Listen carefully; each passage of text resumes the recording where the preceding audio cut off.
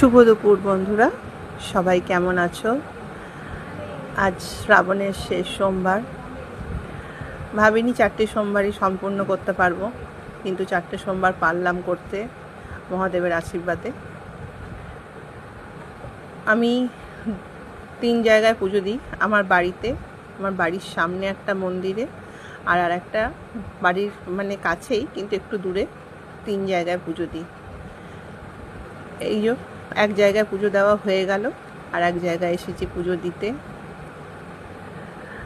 আজকে শেষ সোমবার, তাই আয়োজনটা একটু ভালো করেই করেছিলাম, কারণ আবার একটা বছরের অপেক্ষা। একটু সবই ভালো করেই গুছিয়ে নিয়ে গিয়েছিলাম মহাদেবের কাছে। পঞ্চামৃত আগের বারেও দিয়েছিলাম, কিন্তু গুড়টা পাইনি, চিনি দিয়ে দিতে হয়েছিল।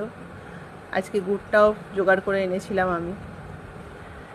এই পঞ্চামৃত দেওয়াটা মহাদেবকে খুবই শুভ মানা হয়।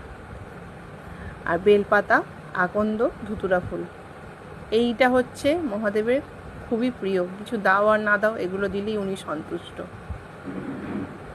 আর এই যে আমার ঘরের মহাদেব, ওনাকেও দেওয়া হয়ে গেছে।